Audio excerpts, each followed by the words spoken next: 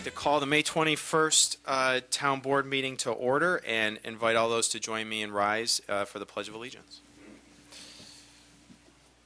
I pledge allegiance to the flag of the United States of America and to the republic for which it stands, one nation, under God, indivisible, with liberty and justice for all. Roll call. Councilwoman Barnum. Here. Councilman Perdicone. Here. Councilman Seeley. Councilwoman Scrobach. Supervisor Bello. Here. And attorney for the town. Here. Thank you. Thank you. And Councilman Seeley, I know, is on his way in the door here any second, but we're going to get started. I'd like to call forward to the podium for our first presentation, Pat Wayne, the town historian.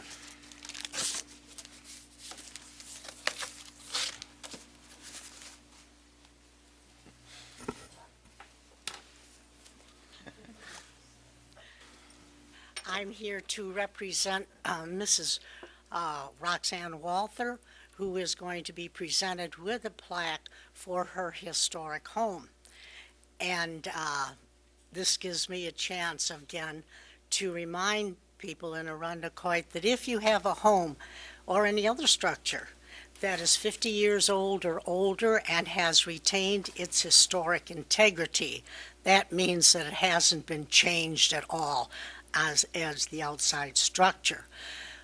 You are eligible to have your building on the historic site list, and this would prevent anyone from tearing down the structure and preserving the historic integrity again of the town of Arundecoit. I am accepting the award today for Mrs. Roxanne Walther for her historic home on St. Paul Boulevard. Mrs. Walther is in Honolulu, Hawaii on business. I offered to deliver the plaque to her, and since I am old and fragile, the town attorney would go with me. However, the supervisor felt that this really wasn't a necessary trip. Well, I want to present to the town historian on behalf of Roxanne Walther the plaque that will be displayed at their home. Yes. And just I just want to say a couple words to thank Pat for all her work in historic preservation in the town of Arundecoit. Thank you, sir. And for our residents who do a fantastic job. We are blessed, I think, in our town to have some great historic homes, historic yes. neighborhoods, and preserving that history in Arundecoit, I think, is very important and teaches us a lot about our past. So thank you for all your work, and thank you to the sir. Walthers. So.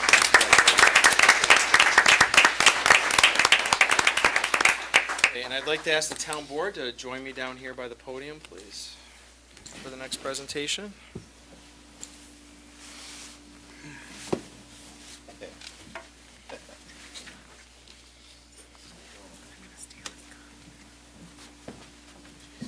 Okay.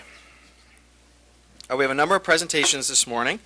The first one is what is, like I said last month, is really now one of my most favorite things I do every month. And it is my honor and privilege to present the May 2015 Good Neighbor Award. Arundecoit's Good Neighbor Award is presented each month to a resident who goes above and beyond to exemplify the qualities of a good neighbor, and by doing so, makes Arundecoit a better place. This month's award winner, Carl Wisniewski, was nominated by his wife, Roseanne. In her nomination, Roseanne wrote, "Over this brutal winter, Carl would go out and snowblow the neighbor's driveway who didn't have plows to do the work. He would do 3 to 4 driveways, clear the hydrant, and clear the sewer drains," which, by the way, thank you.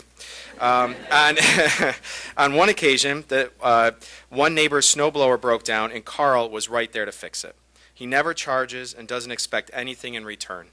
But the neighbors, being neighborly, because we are Arundecoit, will bring over baked goods and thank you notes to brighten his day. During good weather months, he is always there to lend a helping hand in the neighborhood. If you need to borrow a tool or a ladder, need help with a car or a bicycle repair, Carl is there, never hesitating to get involved and look out for his neighbors.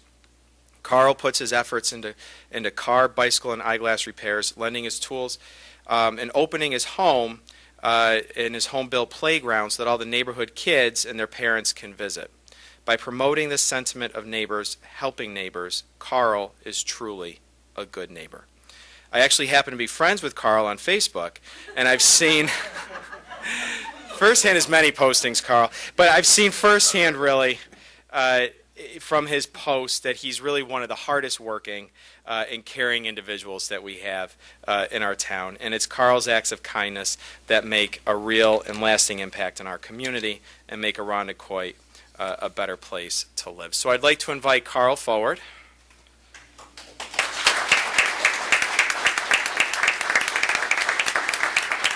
And I'd like to give Carl this token of our appreciation. And Carl, on behalf of the town board, your neighbors, who I think there are some neighbors who are here with us today, and all the residents of the town of Irondequoit, I proclaim you to be our good neighbor. Congratulations. Thank you. And, actually, are there some friends and neighbors who are here tonight to celebrate? If we could all you all want to come forward for a picture real quick and celebrate this with Carl? Come on over, guys.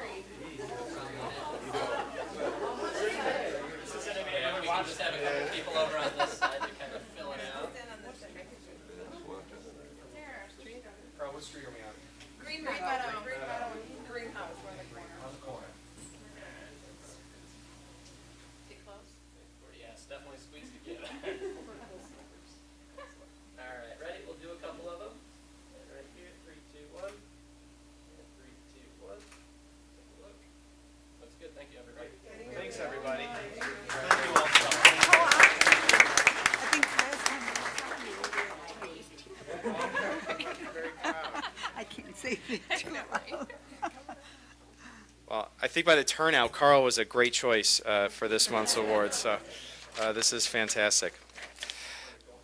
For the next proclamation that we want to give tonight is in honoring some local high school students for their participation in the DECA International Championship. DECA is an international program comprised of over 200,000 members and 3,500 school chapters. Its mission is to prepare emerging leaders and entrepreneurs for careers in marketing, finance, hospitality, and management in high schools and colleges around the globe. Back in November 2014, a team of Nick Charles, Tyreek Sizer, and Charlie Eblacker finished first in a nationwide virtual business sports competition, qualifying them for the DECA International Career Development Conference in Orlando, Florida, which took place last month. At the conference, this powerhouse team competed for 2 days and was crowned the international champions. These incredible students have proven their unparalleled business skills and acumen, and I want to recognize them for their success and for representing our town and their school district with distinction on the international stage. I also want to recognize 3 other Irondequoit High School students who placed at the international conference: Shane Constantino, who placed 10th in the virtual business sports event, and the team of Marissa Tortora and Samantha Miller, who placed 11th in the virtual business retail event. I applaud all the students who participated in these challenges and their business teacher, Lou DeCesar, who's here tonight, and Janine Lent and Levon Bucarelli, who played pivotal roles in all their students' accomplishments. And so I'd like to call up Nick Charles, Tyreek Sizer, and Charlie Eblacker. Are you here tonight? Come on up.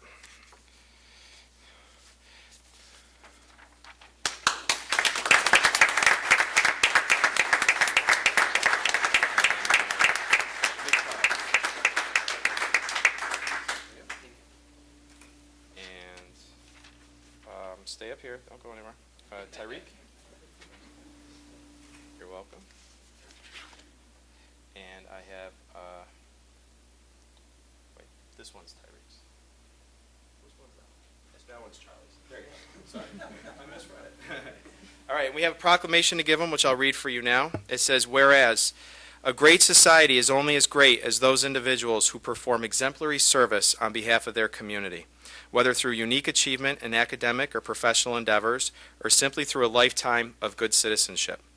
And whereas the town of Arundecoit has a long history of distinguished residents who exemplify such service and foster the same commitment to our community in the generations to follow.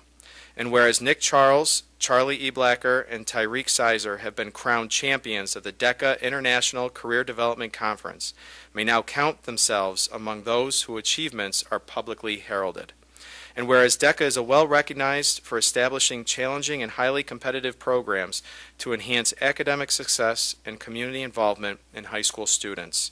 And whereas it's the belief of this town board that when individuals of such noble aims and accomplishments are brought to our attention, it is appropriate to publicly proclaim and commend those individuals for the edification and emulation of others. So now, therefore, let it be known that we, Supervisor Adam Bello and the Town Board, on behalf of the entire town of Arundecoit, do hereby recognize and congratulate Nick Charles, Charlie E. Blacker, and Tyreek Sizer for their stellar achievements at DECA International. Congratulations.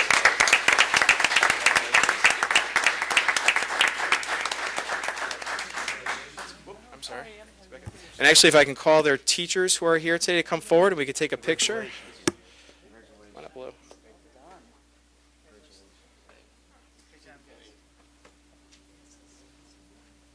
And is Nate here?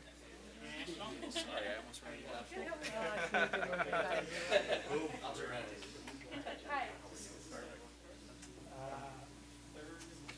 Everybody can just take a step to their left.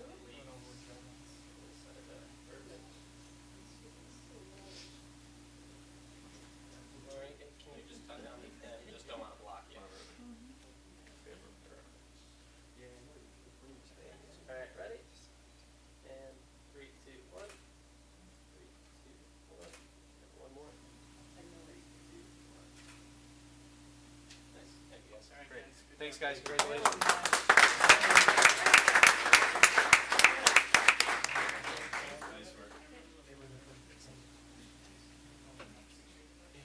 That's great. All right.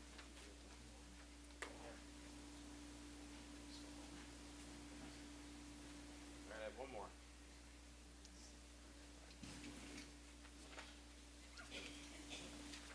Here we go.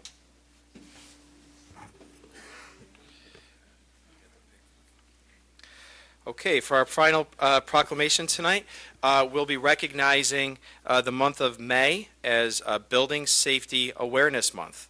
The International Code Council recognizes May as Building Safety Awareness Month. During this time, we are reminded to take additional precautions to ensure that our residents and our workforce are protected by strong building codes and constant attention to safety measures, which are ironically, we are taking strides this evening when we act to pass our troubled properties legislation. So I would first like to thank Arundecoit's code compliance staff, our fire marshals, building inspectors, and safety committee for working so diligently to ensure our safety in the town of Arundecoit. I have Jules Rayburn here, the town's deputy fire marshal and the president of the Monroe County Fire Marshal and Inspectors Association, to accept the proclamation. Jules, would you like to come forward?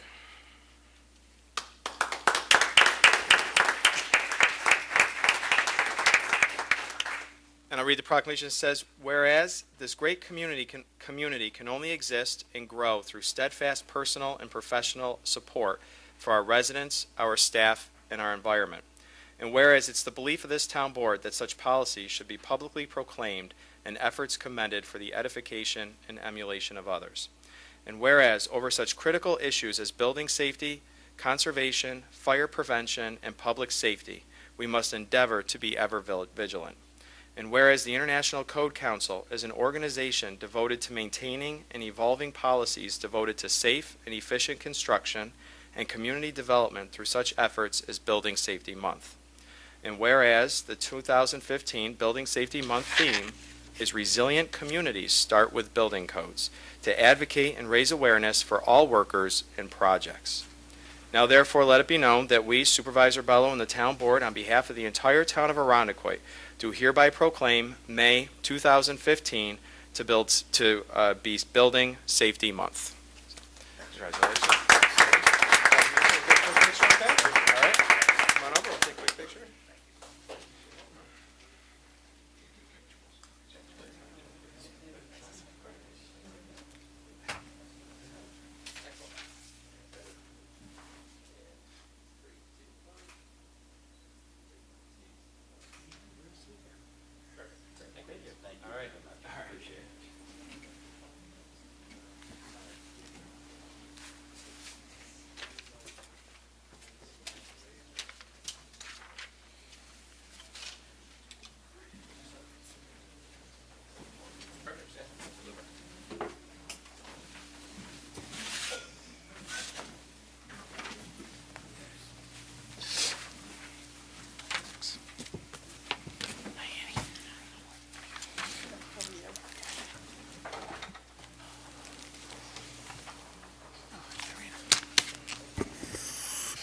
Okay, while we get reconfigured here for the next, the balance of the agenda and our public input, I do want to just read real quick about a few community events that are coming up in the next couple of weeks. This weekend is the town's annual Memorial Day Parade. It's Sunday afternoon at 3 o'clock, and just like last year, the parade route will be from Irondequoit High School, south down Cooper Road, and then down Titus to finish up here at Town Hall. On Monday, May 25th, on Memorial Day, there is a flag-raising ceremony at 7 a.m. on the front lawn of Town Hall. And then 2 hours later at 9 a.m. is our annual Memorial Day service at the Irondequoit Cemetery. All of those events are, of course, sponsored and led by our local American Legion post. Opening day of the Irondequoit Farmers Market is May 28th. That's next Thursday at 4 o'clock here at Town Hall. My second annual State of the Town Address is going to be, again, next Thursday, May 28th at 7 o'clock here at Town Hall. The public is encouraged to come and attend. It's right here in the Broderick Room, again, next Thursday at 7 o'clock. The Rochester Canoe Club Open House is on June 6th from 1 to 4 at 2050 Bayshore Boulevard. And the Relay for Life of Irondequoit, new exciting event, an overnight walk to raise awareness for cancer survivors and to fight back against cancer. Again, is June 6th through the 7th from 2 p.m. to 6 a.m. It's at Eastridge High School. There's a Facebook page, Relay for Life for Irondequoit, where you can go to look for more information and get more details to sign up and get your teams to sign up. Again, that's coming up in a couple weeks on June 6th. The Irondequoit Chamber of Commerce has their picnic on June 10th at 5:30 at Seabreeze Park. Again, that's the Irondequoit Chamber of Commerce on June 10th. And then the Town of Irondequoit's annual Flag Day ceremony is June 14th at 2 o'clock here again at Town Hall out in the front of the building. That's June 14th at 2 o'clock at Town Hall. So with that, we are going to move on to public input. We have a number of speakers signed up to speak tonight. The first one is Diane Stark.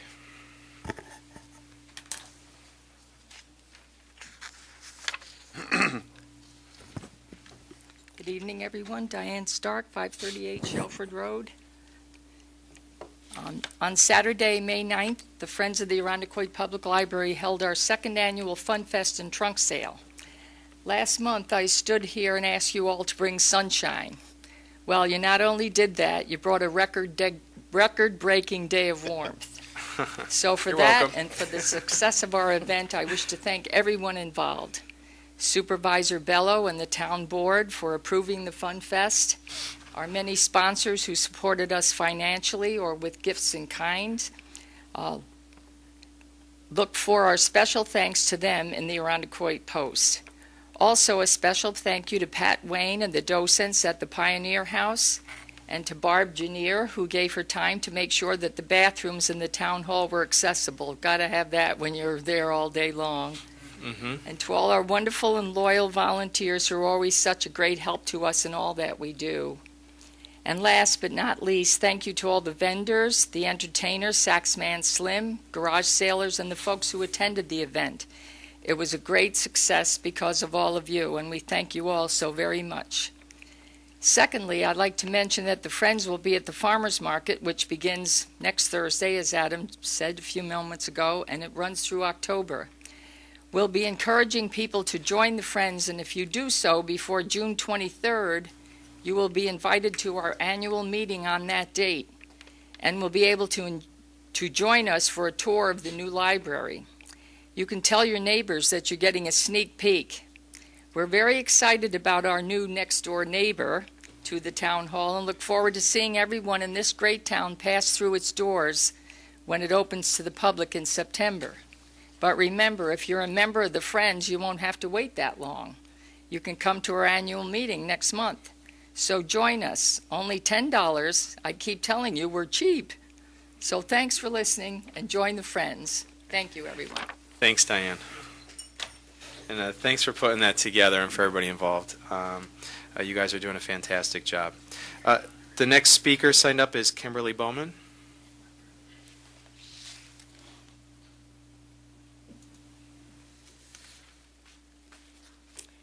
Good evening.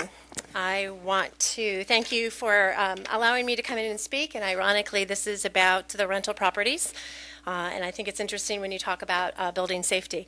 I'm here to provide some information because I'm one of those individuals that is renting property here in the town of Arundecoit, and I think it's really important for the town to understand what I've gone through in the last few months.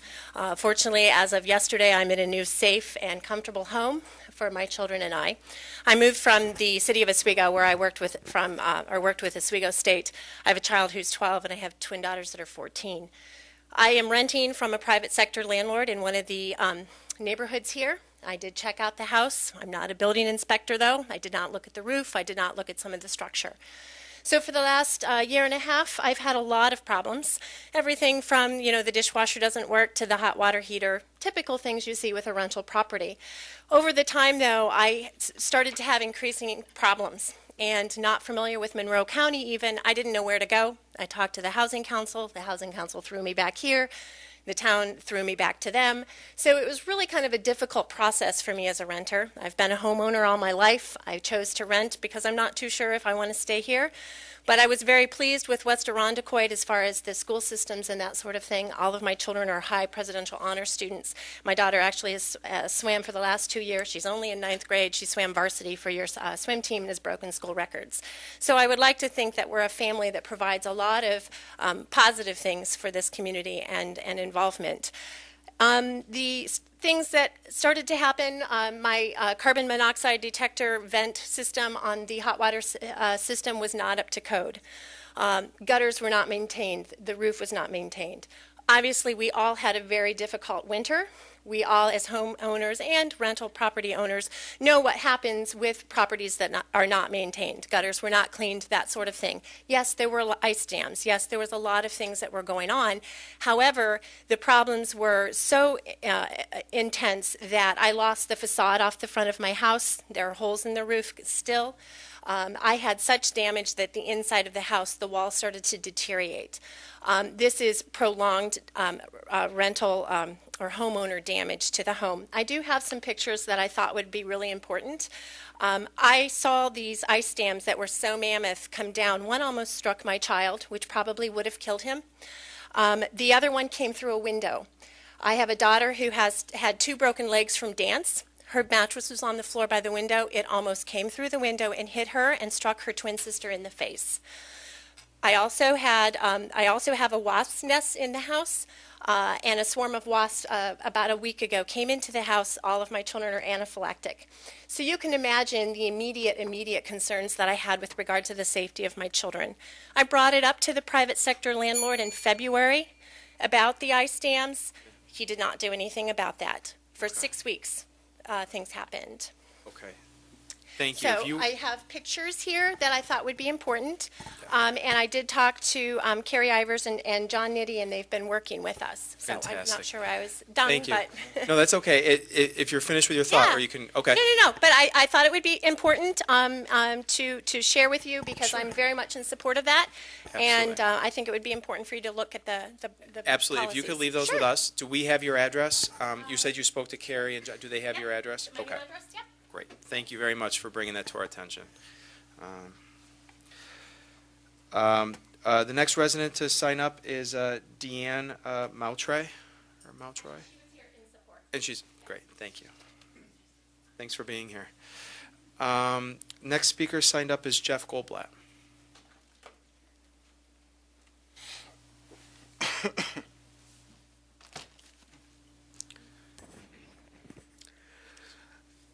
A rare mid-year appearance. Jeff Goldblatt, 128 Parkside Crescent.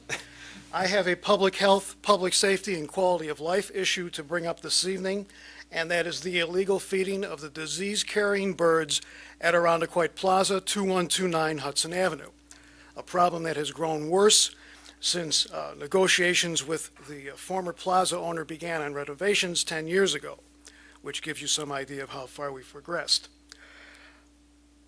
Aside from the obvious problems that this is creating as far as people unable to park, which is causing access problems that the store managers and store owners are complaining about, it gets worse from there in the form of the bird flu And this is not the same one that existed a couple of years ago.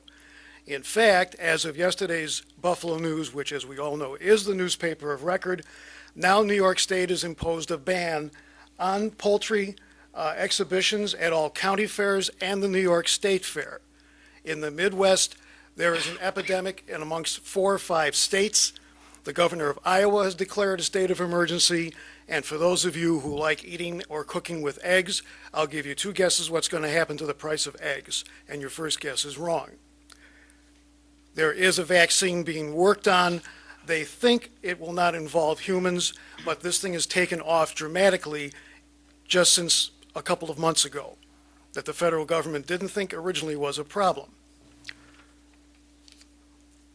This is a representative example of what I've cleaned up. There's a lot more where this comes from.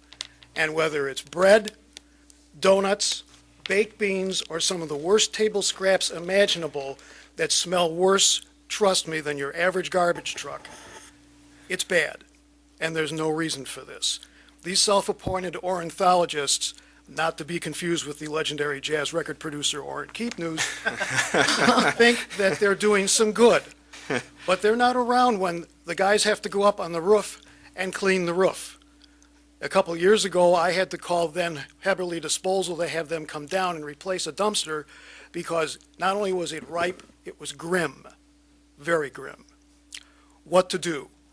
The DEC needs to be brought into this right away, since in New York State, seagulls, don't ask me why, but they are protected. I don't think they care much about pigeons, but this has to happen. Secondly, those in this community who are involved in this activity need to stop immediately. What do you do with your time? Get your hands on one of these, the Community Wish Book. There are non-for-profit entities in Monroe County that are looking for volunteers. I'll be done in a moment. There are humans that need your help. The birds don't. Trust me on this. I also want to thank our police, Chief Tantillo and his officers who've been following up when cars have been turned in on a regular basis.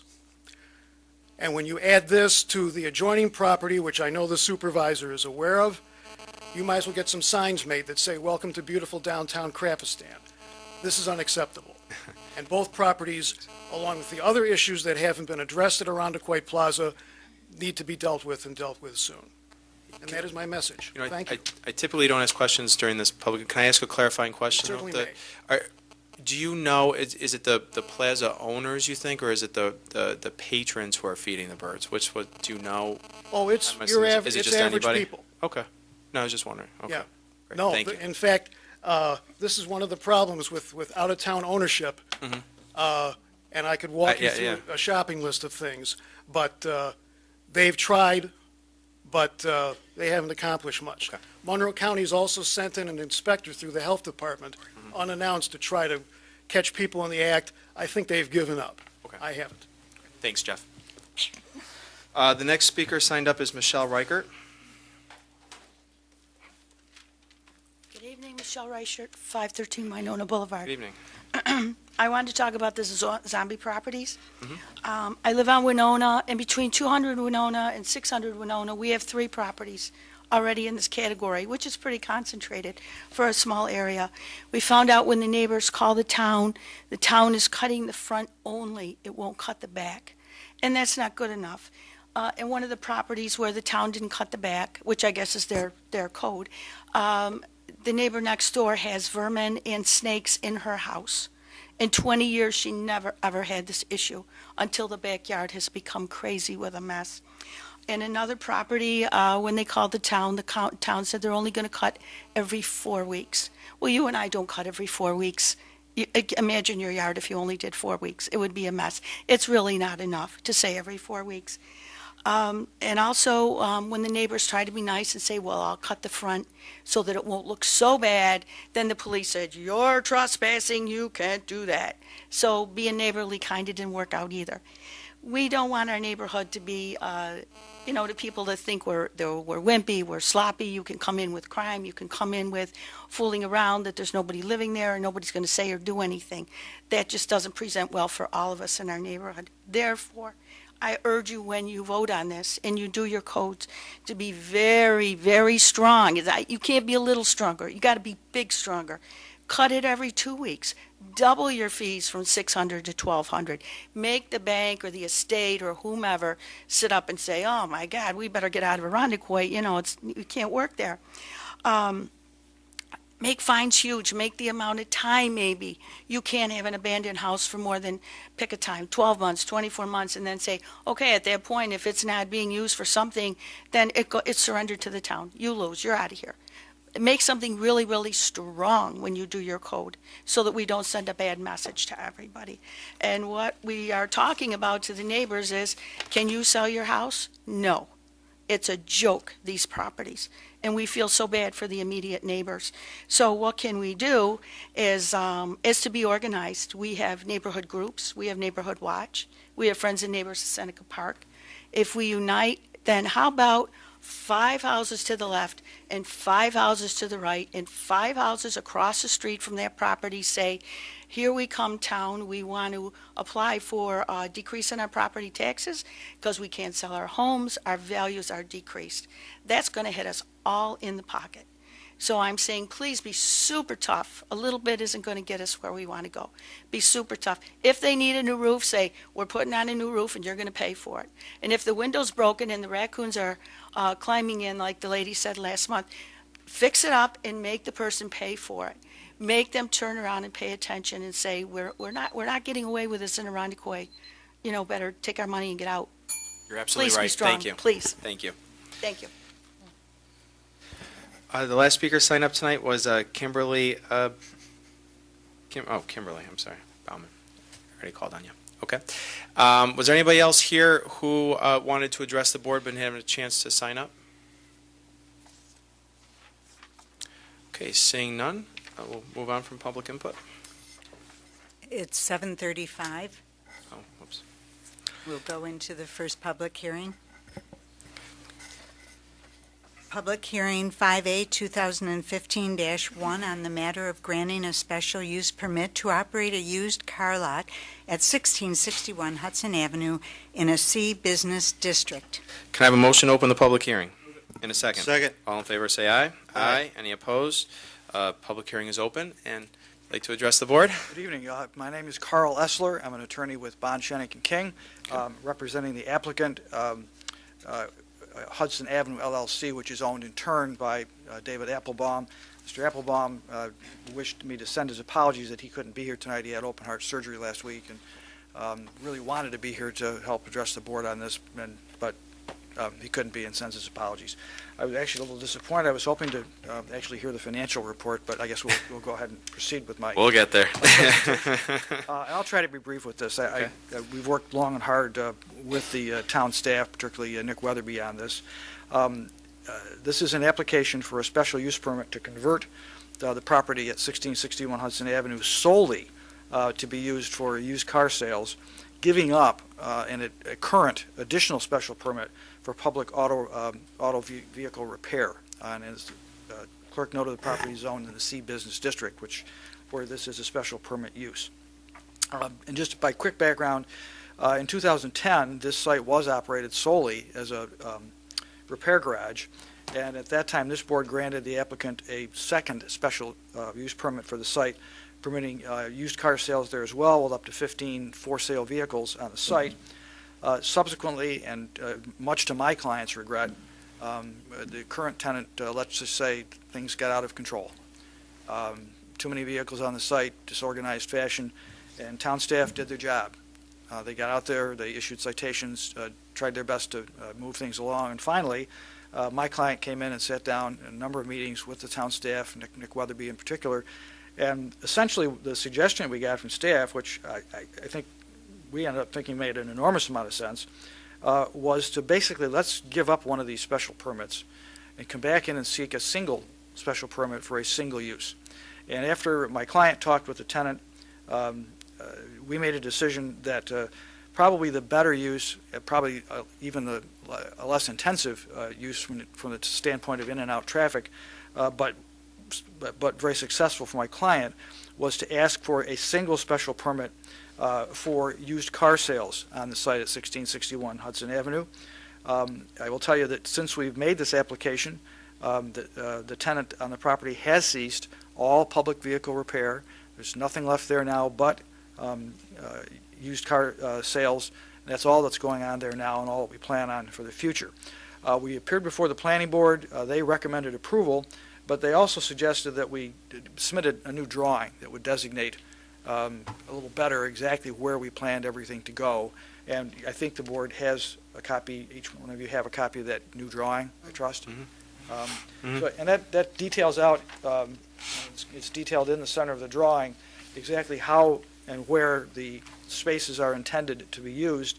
What we're proposing at this point is to basically have 39 what I would call for sale vehicles on the exterior of the premises, including 6 that might still be waiting to have some cleanup or repair work done before they're ready for sale.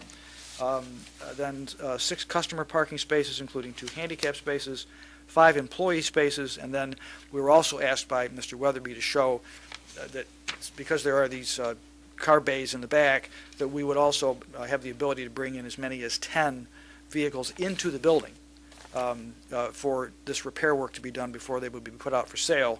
But they, again, we're not going to overfill that lot. If they have to stay inside the building until there's a space for them, they will stay inside the building until there's a space for them.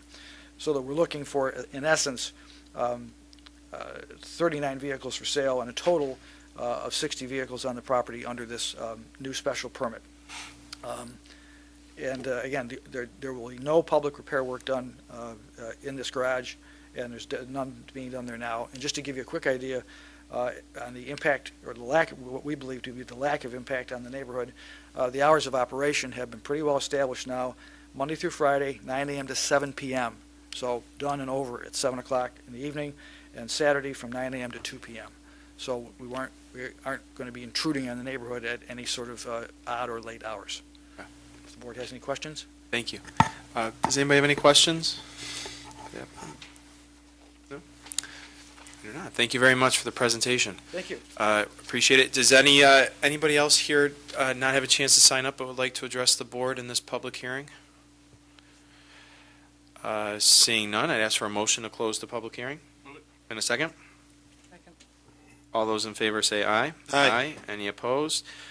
Motion carries. And we're not going to act on the special use permit this month. It'll be something I think the town board will consider at next month's meeting, okay? Thank you. Barbara? Public hearing 5A 2015-2 on the matter of adopting the Arundecoy 2015 Community Development Block Grant Program. Can I have a motion to open the public hearing? And a second? Second. All those in favor say aye. Aye. Any opposed? Motion carries. I'd like to call forward Barbara Johnston, who works with the town of Arundecoy in developing our community development block grant programming and in the administration of the program, to give us a presentation on the various programs, a quick run through of the different things that the town's looking to fund. Okay. The CDBG, Community Development Block Grant Program, is established by the federal government to benefit low-income people directly through housing rehab and services, street improvements, and that type of thing. The amount that the federal government's allocated this year is $819,052 for the program year that starts August 1st. The town has a process of selecting projects for funding under CDBG. Town projects can be eligible, as well as private or not-for-profit projects that benefit low and moderate income people.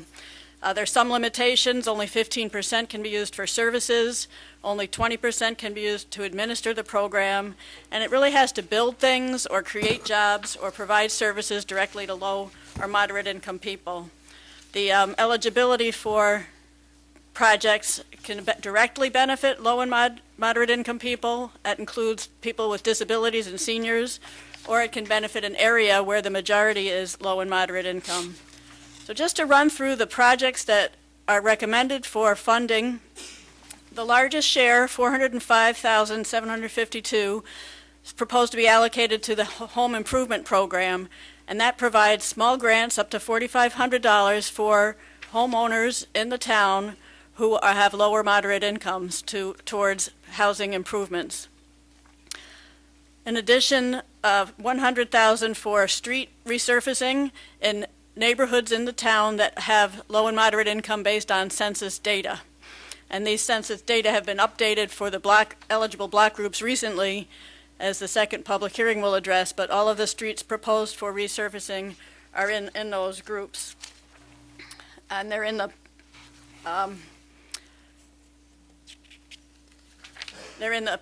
public hearing notice what streets those are. Mhm. The third one is the senior center. Improvements to the senior center are eligible because they benefit seniors who are presumed to be low and moderate income. The projects proposed to be funded in the upcoming year are additional improvements to the exterior and the parking lot, access roads and lighting, and also improvements to the interior, hallways and welcome center.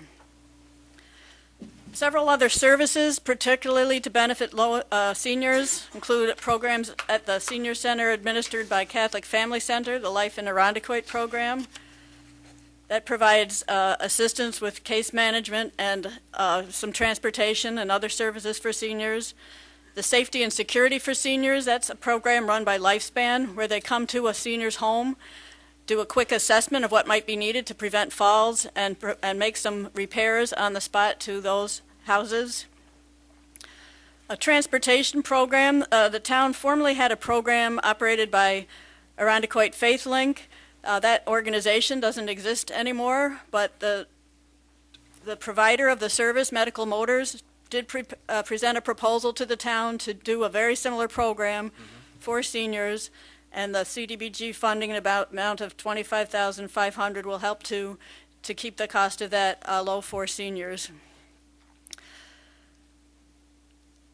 There's several programs traditionally been funded by the CDBG for seniors, and for that reason the town has allocated some funds to do a study to try to find out what the best course of action in the future is, whether it's housing, transportation, other services. What are the high priority needs so that the town can be more proactive in soliciting projects in the future for seniors? And there's $50,000 allocated towards a study, and the town will be issuing a request for proposals to select a vendor for that project.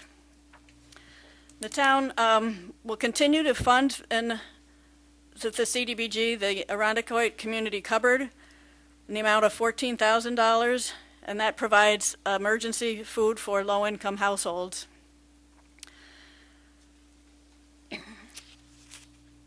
An additional fund of $12,900 is proposed to go to the Housing Council for housing counseling. This supports a countywide program, but it's allocated specifically to Irondequoit residents to answer questions and prevent foreclosures when people are unable to meet payments and have questions about how to stay in their homes and what their rights are. And finally, $76,800 for administration and contingency. Thank you, Barb. Happy Thank you to for answer the any questions. great. Thank you. Does anybody have any questions for Barb about any of those programs she just went through? No. Was there anybody else who'd like to speak during the public hearing? Okay. Thank you. I just want to point out, thank you, Barbara, for the presentation. One of the new programs that the town is funding this year through that is, as Barbara mentioned, a senior services study. This is a new initiative that we're undertaking to underscore the fact that Irondequoit is a town for a lifetime. And we have developed and discussed and talked about issues relative to housing, senior housing in town, affordable senior housing, social services, access to different types of services that our older population may need. And the third area is transportation. And as we go forward spending these funds, what we thought it would make sense to do would be to stop for a moment and take stock of what are the current services being delivered to our older population here, and find out from them what are the services that are currently being provided. Survey our residents to find out and engage our residents to find out what is the need out there, so that we can then take a look at whether or not what we're spending our resources on, what is the CDBG program spending resources on, is it meeting the need? and if it's not meeting the need of the residents, to develop a plan. So that we'll have an action plan going forward, just like the town went through a master plan process last year, a town-wide master plan process. This is essentially a master plan now for our senior services to identify action items, identify areas where we can have an impact with these funds and have a greater impact.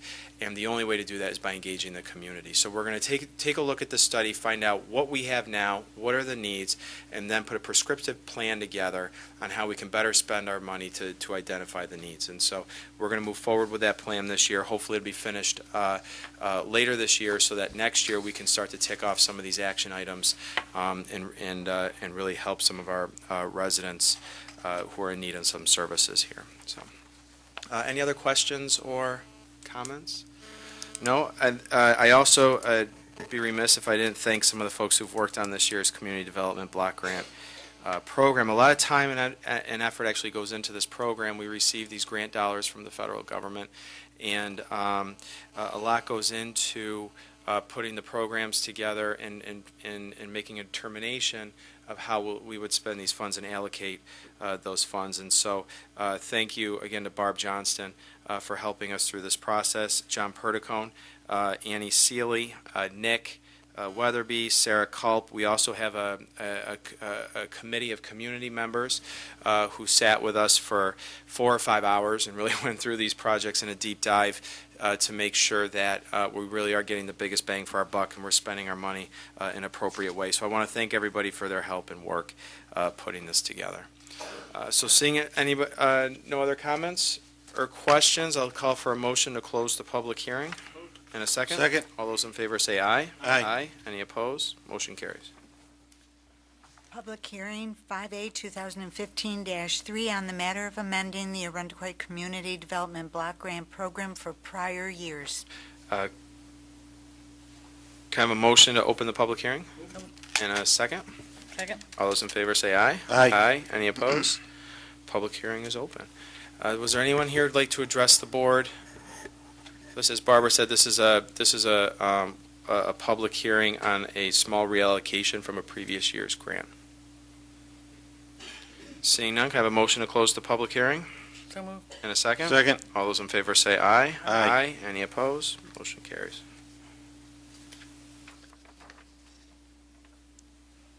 Was there anyone else on public input? Was there anyone else on public input? We're going to go back now to the public input portion. No? Okay. And then we're at the financial report. The 2015 financial results for the town as of April 30th. Total expenditures and encumbrances are $11,267,000, which equates to 34% of budget, only slightly higher than the 33% of the year that has elapsed. Please note that the actual expenditures of $9,224,000 are well below the percent of the year that has elapsed at 28.4% of budget. The encumbrances of $2,043,000 account for the remaining 6.3%. This level of encumbrance activity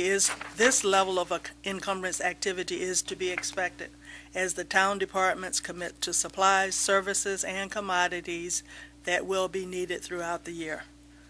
Expenditures in the general fund are right on budget at 33%, or $6,402,000. The breakdown is as follows: encumbrances $995,000 and actual expenditures of $5,406,000. The actual expenditures are favorable compared to budget at 28.3%. Again, that's below the actual expenditures are below the percent of the year that has elapsed. Altogether, expenses in the highway funds are $2,621,000, 47% of budget. That's above the percent that has elapsed. Highway 4, snow removal activity has experienced high costs for labor, benefits, and salt. Encumbrances for gas, fuel, asphalt, debt service, and equipment parts are also prevalent in this group of funds. Actual expenditures in the other major funds are lower than the percent of the year that has elapsed. The library expenses are $636,000, 32% of budget. Sewer funds expenses, 28% of budget, for a total of $1,107,000. Stormwater drainage is currently at 17% of budget, $139,000.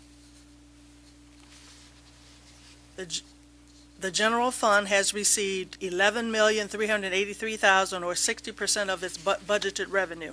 Of that total, $10.6 million is tax revenue. 100% of the tax revenue is in.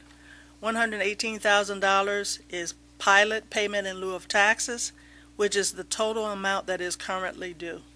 The recreation program fees are currently $97,000, and that's 31% of budget, only slightly below the percent of the year that has elapsed. Regarding the entire town, $22.9 million, or 71% of revenue, has been received to date. The library has received $1,859,000 for 94% of its budget. 82.9% of the sewer revenue budget has been received, for a total of $4.6 million. And that $4.6 million is for the highway budget, and that's 82.9%. And sewer has received $3.9 million, 99.2% of budget. So this concludes my financial report for the month of April. Thanks, Annie.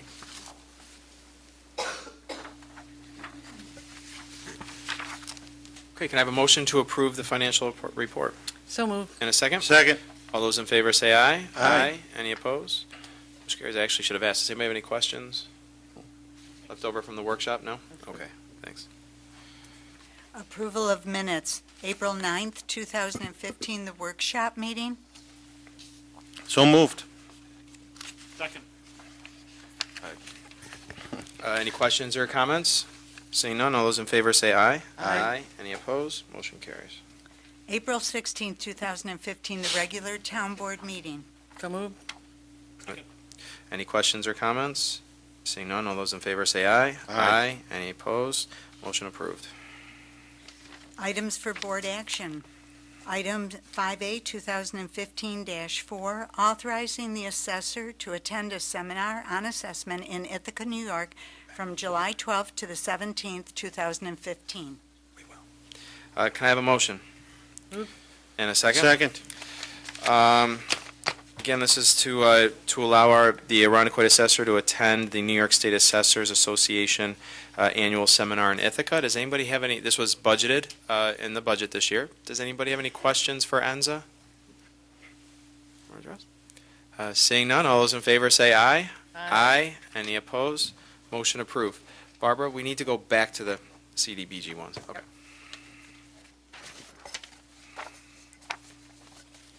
For the public hearing 2, to adopt the Arundequoit 2015 Community Development Block Grant, adopt a resolution in the matter of the Arundequoit 2015 Community Development Block Grant Program.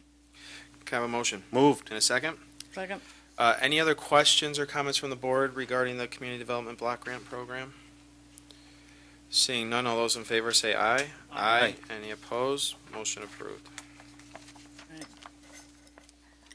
For the public hearing 5A 2015-3, adopt a resolution in the matter of a public hearing amending the Community Development Block Grant Program for prior years.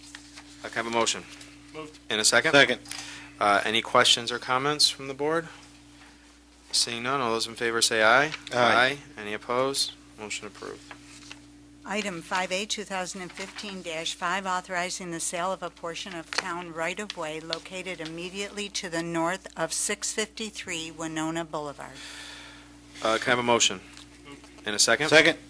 All right, thanks. The following four resolutions are follow-ups to resolutions the town passed last year relative to declaring four pieces of right-of-way surplus property in enabling the town to sell those pieces of property. So they are 653 Winona Boulevard, 679 Winona, 287 Chapel Hill Drive, and just south of 288 Chapel Hill Drive is the location of those. So that's why the board had already voted previously to declare them surplus. This now just helps facilitate the sale. Okay. Any questions or comments? Seeing none, all those in favor say aye. Aye. Any opposed? Motion approved. Item 5A, 2015-6, authorizing the sale of a portion of town right-of-way located immediately to the south of 679 Winona Boulevard. Can I have a motion? Moved. And a second? Second. Any questions? All those in favor say aye. Aye. Any opposed? Motion approved. Item 5A, 2015-7, authorizing the sale of a portion of town right-of-way located immediately to the south of 287 Chapel Hill Drive. Can I have a motion? And a second? Second. Sir? Second. Okay, thanks. Any questions or comments? Seeing none, all those in favor say aye. Aye. Any opposed? Motion approved. Item 5A, 2015-8, authorizing the sale of a portion of town right-of-way located immediately to the south of 288 Chapel Hill Drive. Can I have a motion? Moved. And a second? Second. Any questions? All those in favor say aye. Aye. Aye. Any opposed? Motion passes. Item 5A, 2015-9, authorizing the supervisor to enter into an agreement with the supervisory unit number 7414-03 CSEA. Can I have a motion? And a second? Second.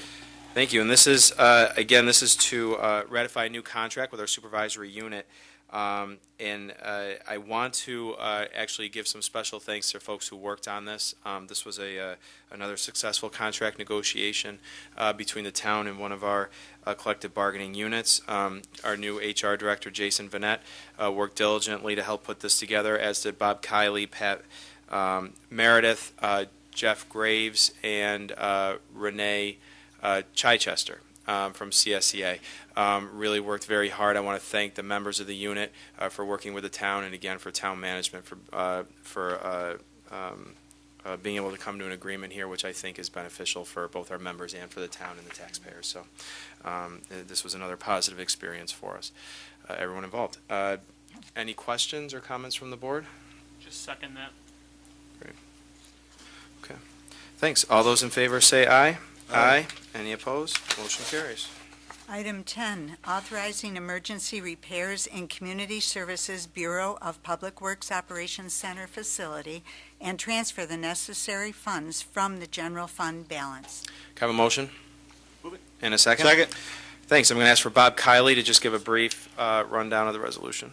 Thank you. This resolution authorizes the purchase of several new doors, which have become a safety issue within the Department of Public Works facility across the street here.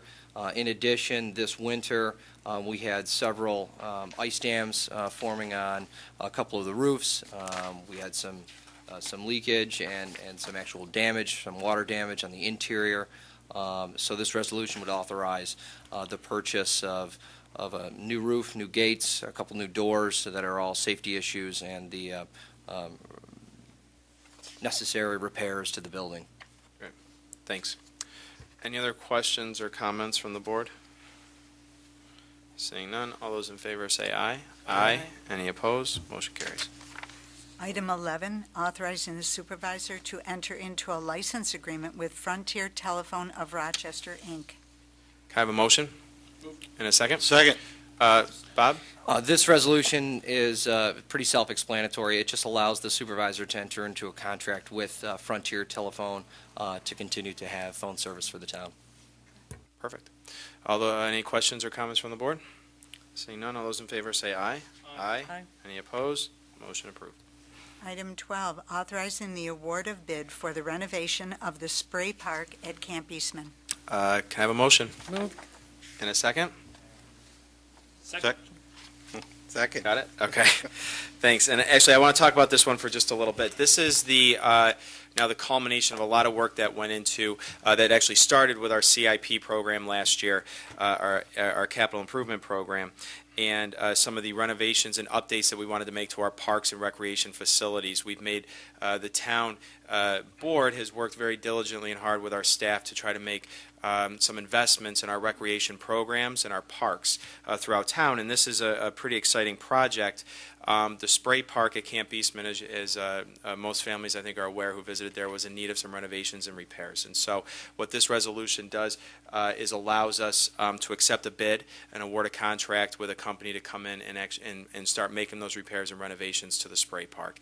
I want to thank Bob, Patrick, for your work on this and the team there, and for all your hard work, and Katrina, and also for the Arundequoit Rotary for their help and input making this a barrier-free spray park that goes very nicely with the barrier-free playground, which is just adjacent to the spray park. So now families, residents can bring their toddlers, their youngsters there, be able to go on the spray park and the playground. It's easily accessible for all children, and it's going to be a really great addition to the town and for our families. The work, I think, is scheduled to begin soon after the town board and should be open in a couple months. That's correct, yeah. So we have one bidder, one responsible bidder, and that's K. Leach Landscape. Upon the approval of this bid by the town board, that company will acquire the necessary materials. There's a couple-week lead time for that, and with everything going great, we hope to have the spray park opened come mid-August to September. Great. So very exciting. Great, thanks, Bob. Any questions or comments from the staff or from the board? I mean, no. Seeing none, all those in favor say aye. Aye. Any opposed? Motion carries. Item 13, authorizing the award of bid for purchase of stackable columbarium, including foundation work and another foundation for a future columbarium at the Arundequoit Cemetery. Can I have a motion? So, second. A second. Bob? This resolution would authorize the town to accept the bid for a new columbarium that is able to be stacked on top, so we could build another one on top of that, and the actual pouring of another concrete foundation for a third columbarium at the Arundequoit Cemetery. The bid that was accepted is Cold Springs Granite, the sole responsible bidder, in the amount of $43,547.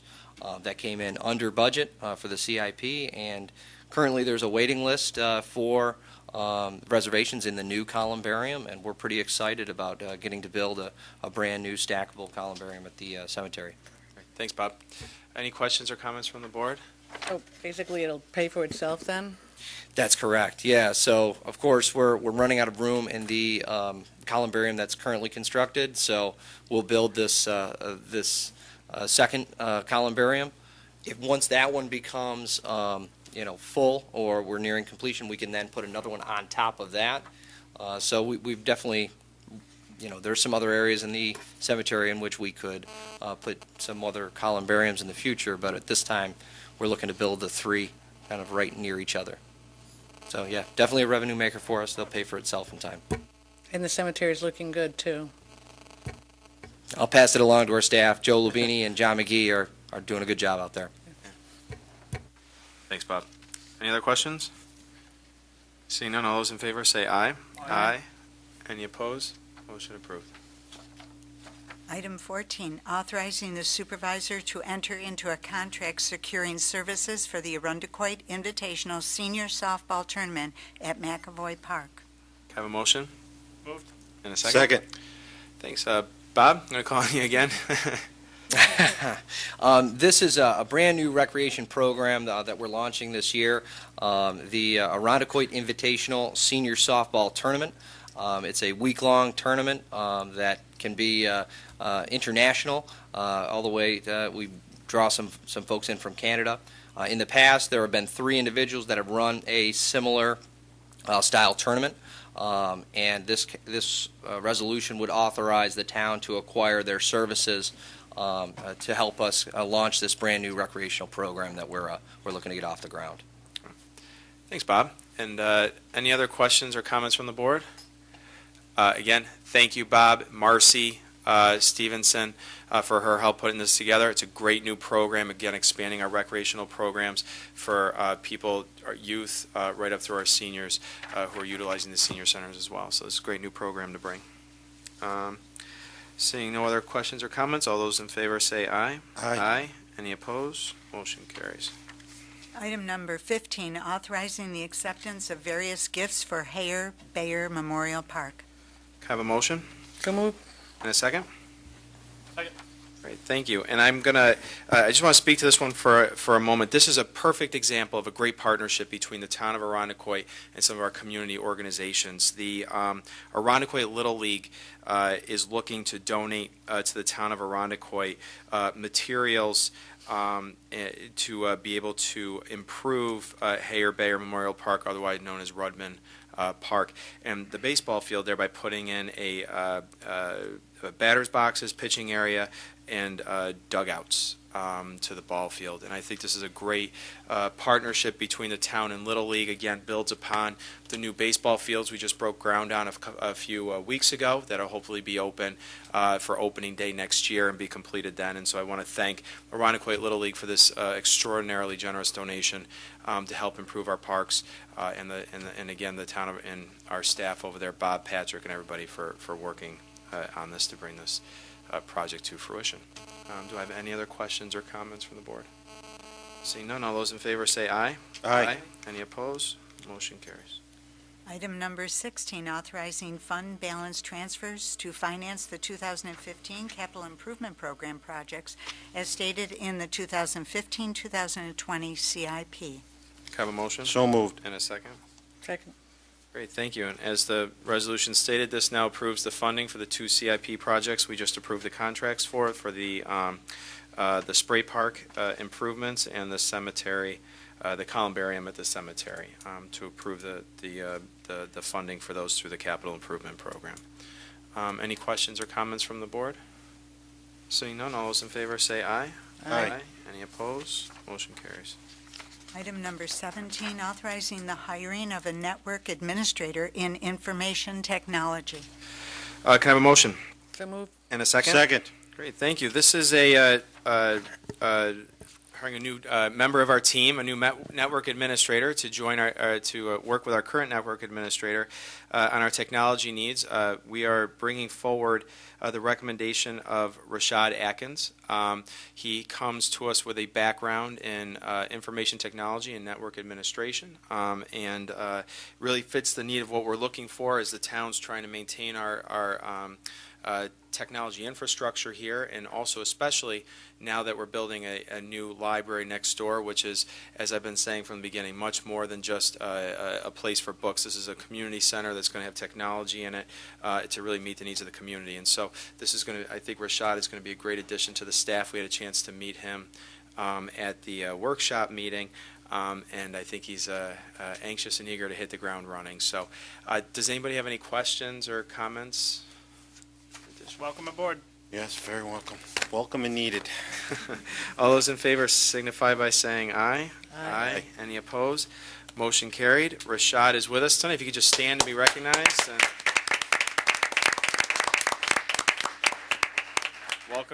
welcome to the team, Rashad. Item number 18, authorizing an agreement with Frontier Communications. Hold on 1 second, Barbara. Can I have a motion? Moved. And a second? Second. Okay, thank you. This resolution, I'm going to actually do two things here. This resolution is for the contract for the telephone service, to continue the contract with Frontier Communications. The resolution we approved earlier was for a conduit, access to a conduit. So what we're going to do is, on this one, let me just explain.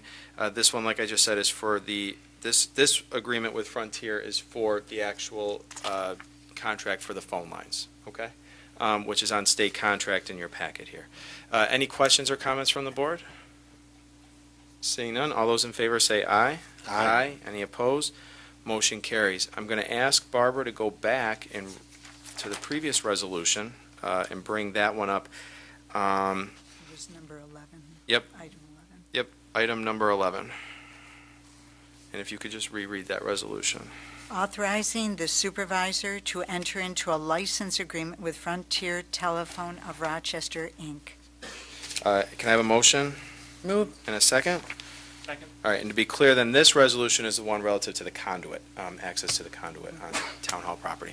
Okay? Any questions? Seeing none, all those in favor say aye. Aye. Any opposed? Motion carries. Good. Item number 19, authorizing attendance at New York State Association of Chiefs of Police 2015 Annual Training Conference. So moved. Can I have a second? Second. Great, thank you. And this is the annual training conference for Chiefs of Police in Saratoga in July. This funding was budgeted for. Chief, is there anything you wanted to add about the conference? Just the fact that, yes, it was budgeted for 2015. As you said, it indicates the trainings for police executives throughout the state of New York, and it will cover a number of contemporary topics that all local law enforcement agencies are reviewing at this particular time. Great, thank you. Any other questions for the chief? Seeing none, all those in favor say aye. Aye. Any opposed? Motion carries.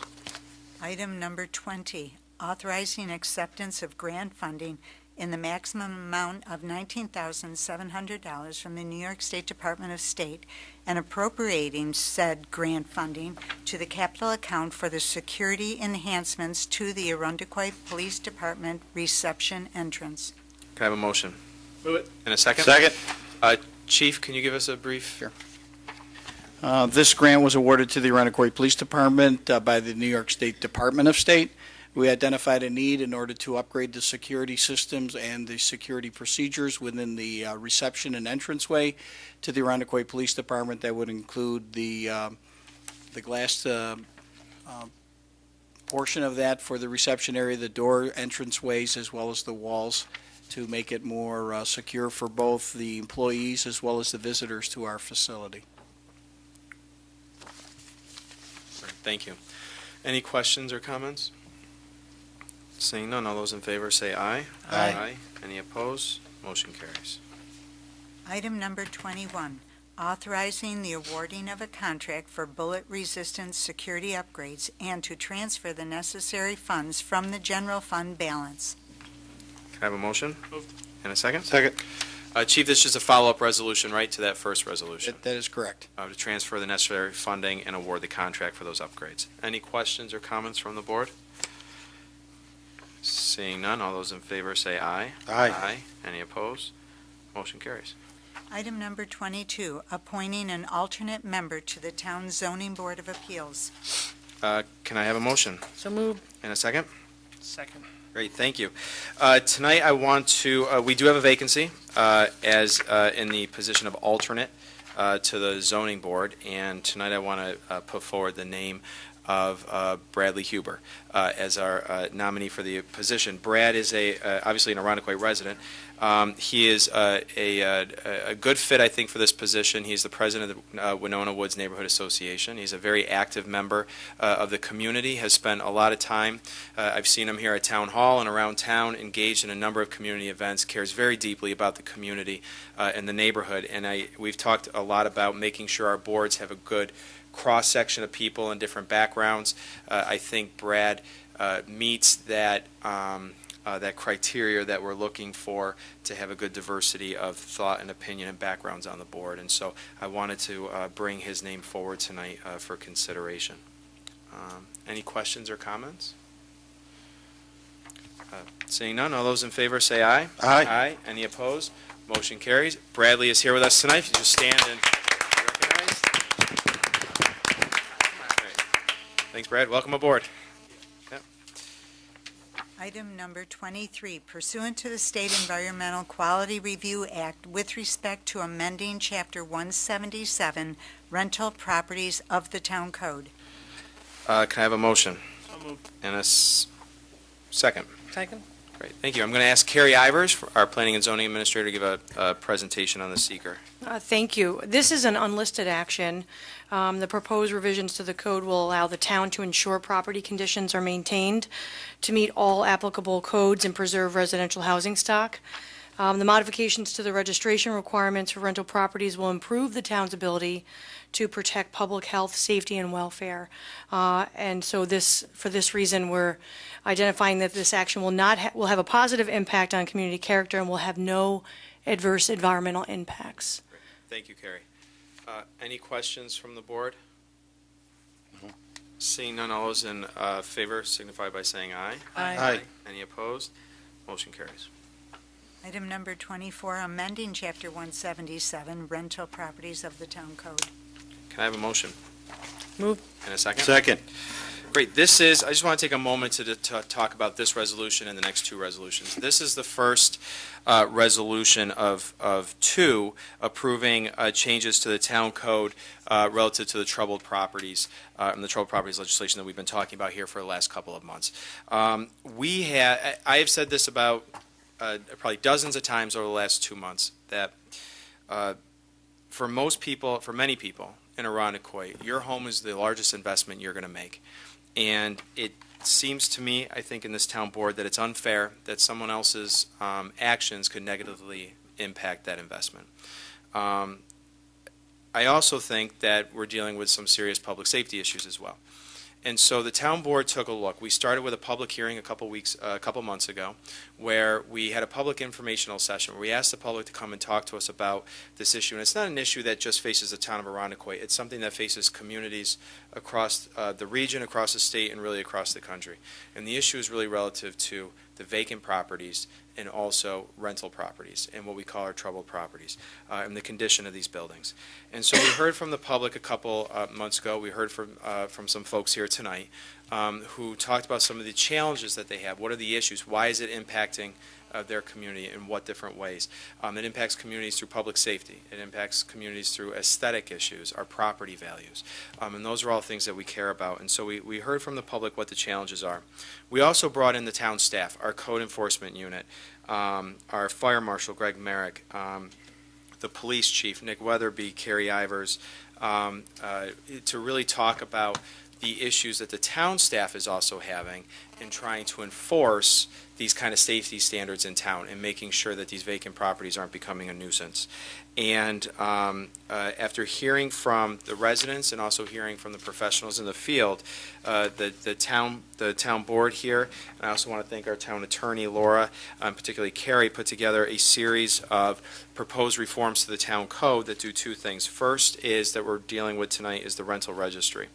It is strengthening and enhancing the rental registry to require all rental properties be registered with the town of Irondequoit.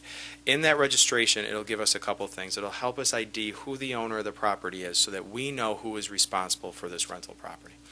It will also require the owners of these properties to sign a certification of standards.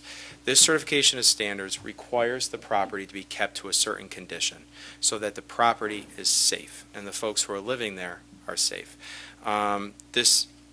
What speaks to being able to enforce the issue, which is an issue that was raised by our code enforcement staff. How do you enforce this certification? Well, this legislation now gives us the tools in the toolbox to do that. If a property fails to register with the town, they can now be taken to court. Okay, and there can be an enforcement mechanism on that. How do we get the property fixed? If it's an unsafe property, we now have the ability to go in there and compel that the owner of the property meet those certifications and those standards that they agree to. So hopefully this legislation in regards to the rental properties will go to help the issues that even some of the issues we heard from tonight, be able to help the town so that instead of just fines being levied, we actually have some tools in our toolbox here to try to actually compel the action and make these properties safe. The second piece of legislation we're going to vote on tonight is the vacant property legislation. Again, this goes to the heart of what we hear and refer to oftentimes as the zombie properties. And again, we had a speaker here tonight talk about a few of these on Winona Boulevard. Really at the heart of the matter, again, first and foremost is who is responsible for these properties. So the first thing this legislation is going to do is going to require a vacant property registry. What that registry is going to do is require that the owner of the property, whether it be the person who previously lived there, or ultimately it could be the bank, whoever services the mortgage, but there's going to be an owner of the property on record with the town of Arundecoit. That way we know who to communicate with. The owner's going to have to supply us with a plan. What's the action plan for that property? And again, there's an enforcement mechanism. If there is no registration with the town, court action could be commenced. And then how do we compel them to make sure the building is safe? Again, in part of registering with the Vacant Property Registry, they're going to have to sign a certification of standards. The certification of standards is it lays out very clearly what is the condition, the expectation of the condition of the building. Okay, and this is for public safety reasons, and it goes through, and we took into consideration all the things people have talked to us about with these vacant properties. With that certification of standards, if those aren't met, and as opposed to just fining folks, what can happen here now is this legislation is giving the town board to compel an action. It's giving the town board the ability to hear from the code enforcement staff about what exactly are the issues with these buildings, and have the town board vote to act to compel the actual repairs being made to the building, and we will do that at the expense of the owner of the property. So this really, I think, gets to the heart of the issue with the vacant properties, which is A, who owns it, and B, finding them may make us feel good, but at the end of the day, the real issue is making sure these properties aren't tearing down the property values in our neighborhoods around them. And I think this legislation gives us that ability to compel that action and be able to start doing that. The rental property legislation takes effect immediately, and the vacant property legislation is going to take effect July 1st. Do I have any questions or comments from the board or the town staff if I missed anything? Staff did a great job. Yes. Researching this and developing it and really creating the ability for us to move forward in a positive way. It'll be really impactful, so thank you. Great work. Yeah, I think it is, and I think for the community as well, bring these properties to the attention of the town as well. Let the staff know where they are, because there are probably some out there that we don't know of right now, but bring it to the attention of the town so they know and they can enforce and go forward with the new legislation. And I do want to say this, we took a look at and the staff took a look at this and spent a lot of time looking with what other communities across the state have done. And we took a lot, we looked at what some cities, what some towns have put together. And this is really, I think, going to be one of the most comprehensive pieces of legislation that we're passing tonight that I've seen in the state. It doesn't just deal with vacant properties. It doesn't just deal with rental properties. We're dealing with all of those issues here tonight. So this is a comprehensive package. I think that that in some ways we're going to be pioneering this new effort here to really tackle the zombie home property, the zombie property problem. Yeah. Thank you for your leadership. Thankfully, it seems like state policymakers are starting to realize the impact that these properties are having on local communities. But until, I think, they take further steps, I think it's up to municipalities to have to enact resolutions like this to police themselves. So, nice job, everyone. And enforcement, obviously, is going to be key to this, and that's going to be a priority going forward, is making sure that these laws are on the books, and now we're going to enforce them. With that, all those in favor signify by saying aye. Aye. Any opposed? Motion carries. Item 25, authorizing an updated rental registry fee schedule. Can I have a motion? Move. And a second? Second. Great, thank you. And again, this is now the fee schedule being authorized for that rental registry. Any questions or comments? Seeing none, all those in favor say aye. Aye. Any opposed? Motion carries. Item number 26, pursuant to the State Environmental Quality Review Act with respect to replacing Chapter 104 buildings unsafe with Chapter 104 vacant and unsafe properties. Can I have a motion? Move. And a second. Second. I'm going to ask Carrie again to give a presentation for the board on the seeker. Thank you. This action also is an unlisted action. The proposed revisions to the code are going to enable the town to take all available measures to minimize potential negative impacts associated with vacant and/or unsafe buildings, and will allow the town to further protect the health, welfare, and safety of the residents. So therefore, there are no negative environmental impacts associated with this project or action. It's all positive. Thanks, Carrie. Any questions from the board? All those in favor say aye. Aye. Any opposed? Motion passes. Item 27, replacing Chapter 104 buildings unsafe with Chapter 104 vacant and unsafe properties. Can I have a motion? Moved. And a second? Second. Thank you. This now is approving the legislation for the vacant properties legislation. Any questions or comments? Seeing none, all those in favor say aye. Aye. Any opposed? Motion carries. Item number 28, authorizing a vacant property registry fee schedule. Can I have a motion? Moved. And a second? Second. And this is now giving us the fee schedule and enacting the vacant property legislation. Any questions from the board? Seeing none, all those in favor say aye. Aye. Any opposed? Motion carries. Item number 29, approving the special event license for the Rochester Area Triathletes 5th Annual Triathlon. Can I have a motion? Moved. And a second? Second. Great. And I think we have a representative from the triathlon here tonight. If I could just call you forward for just a quick second. The triathlon is going to be, I just have a couple questions. It's going to be on Saturday, August 22nd from 8 till 12:30. Is that right? And it's going to impact a couple roads in the town of Arundecoit, particularly, I think, Lakeshore Boulevard. Yes, Is that correct? Lakeshore Boulevard will be on the bike course. That's the section that we're looking to close from Washington Avenue to Culver Road. Okay. From 7:50 to 11 a.m. Okay.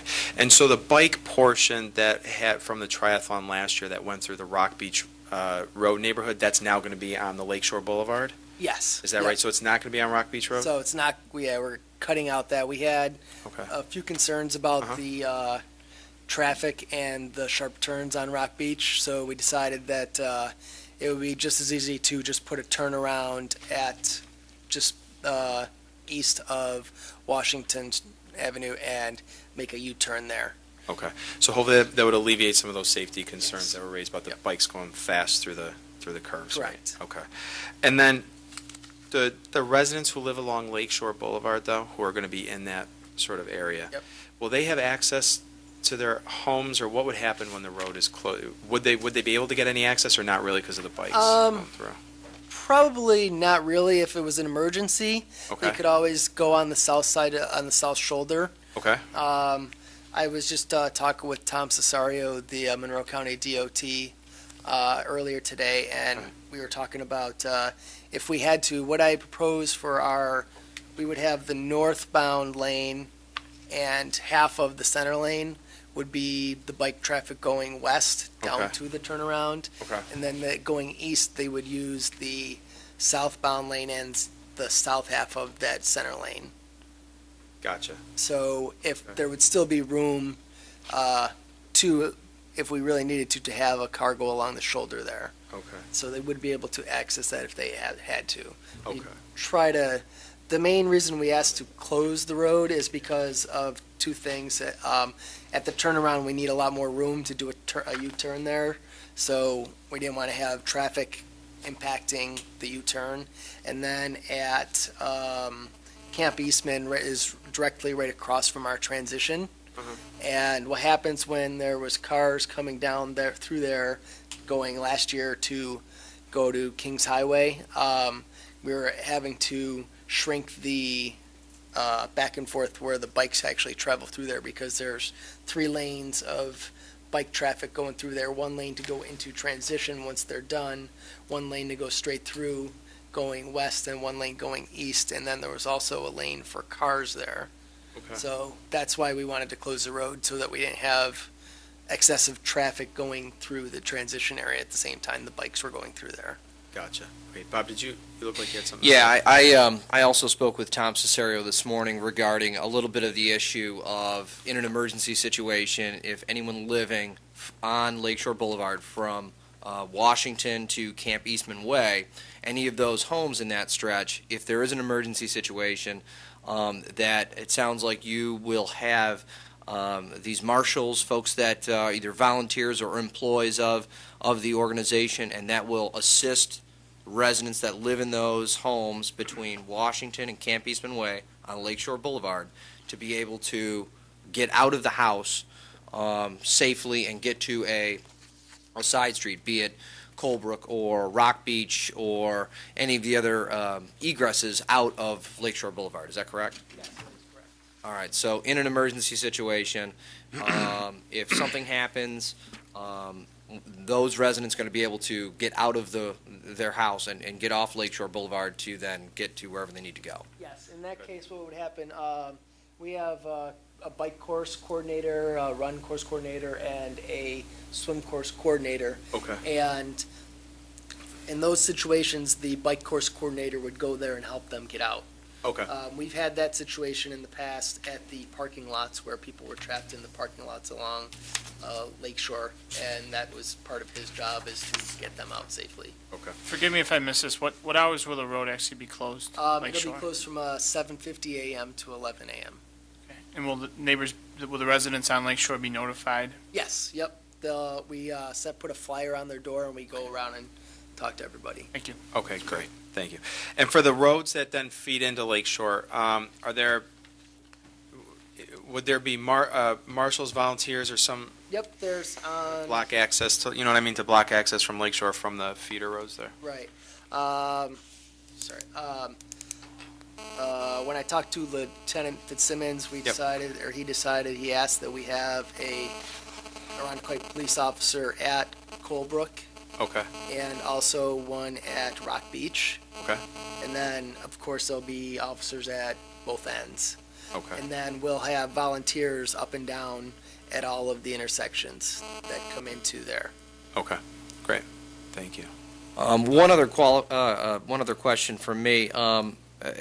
During that time, Saturday, the 22nd of August, of course, Camp Eastman is our town facility.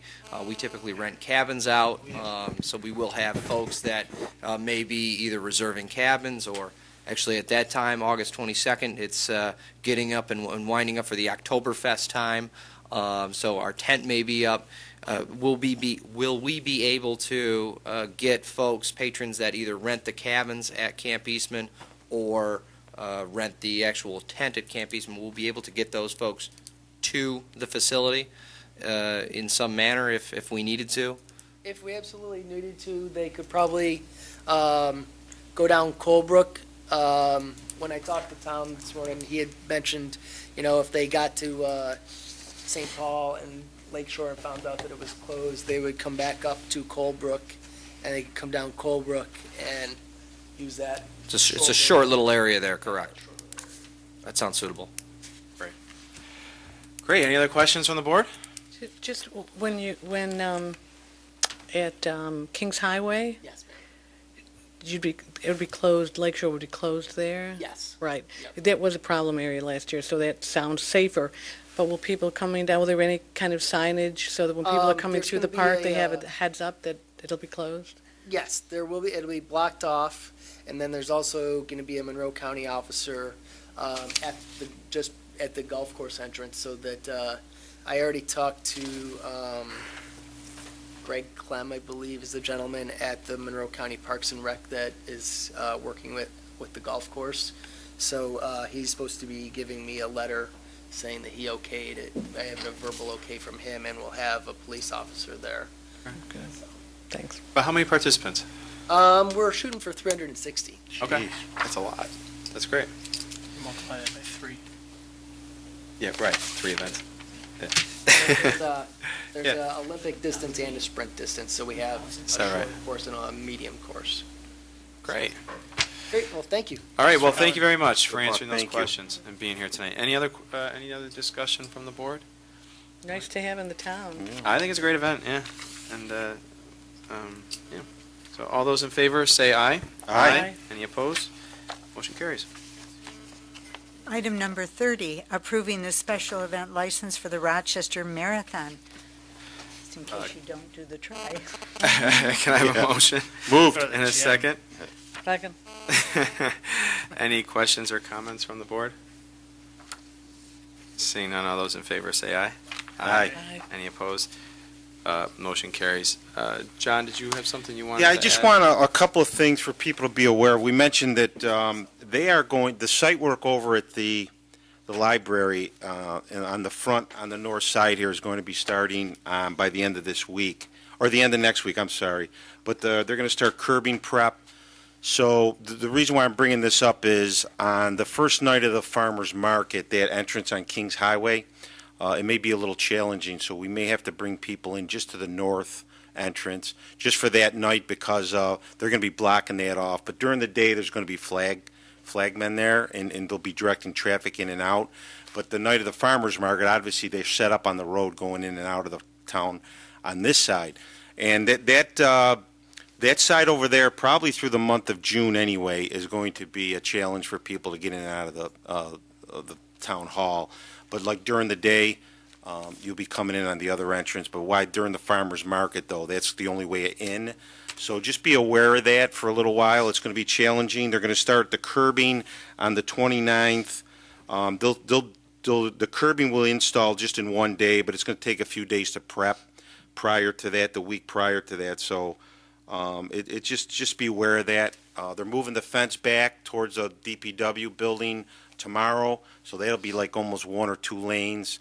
So just be careful of that. But probably through the month of June, it's going to be a challenge to get through there. But believe me, it'll be well worth it when it's all done. And you'll start seeing, once they put the curbing in, you're going to start seeing what the site work's going to look like. So there's going to be a lot of little challenges there, but we'll get through it.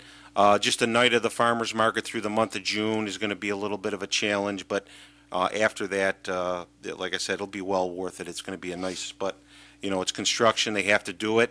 So it'll be a little inconvenience for us all, but we'll get through it. And next Thursday night, we have the state of the town as well, too. So there'll be some folks here next Thursday night. So just be aware of that. And if you have a lot of complaints, Dave Seeley's number is going to be at the bottom of the screen here. Okay, it'll be flashing for you. Give him a call. Just all motorists should watch out for John Perticone as he's running around Town Hall campus. There you go. Thanks. And then before we adjourn, I want to call on Barbara, the town clerk, who has some information to share with us tonight. I received this letter today from Councilwoman Irina Skrobach. Over the past 2.5 years, it has been an honor and privilege to serve on the Arundecoit Town Council. I have enjoyed working on behalf of my neighbors to make Arundecoit a better place to live, work, and raise a family. However, due to personal and family reasons, I have decided to resign my seat on the Town Council effective May 22nd, 2015. I want to express my heartfelt thanks to the residents of Arundecoit for giving me the opportunity to serve and wish the town continued success. Sincerely. Thank you, Barbara. And I want to, on behalf of the town board and the residents of this town, thank Irina for her years of service. I know she cares deeply and passionately about the town, and really did enjoy her years of service on the board, and just thank her for her work. And again, I want to wish her and her family well, and again, just say thank you for spending so much time here over the last several years.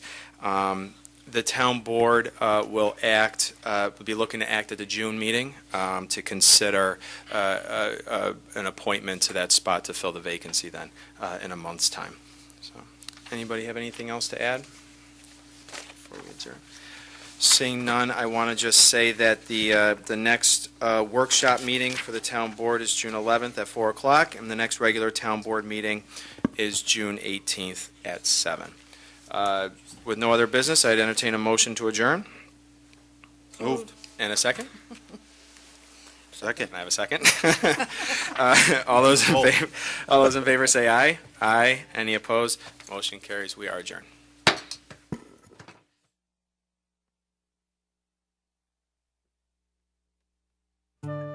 hope you enjoyed this presentation of the Irondequoit Town Board on ICAT 12, Irondequoit's government access channel.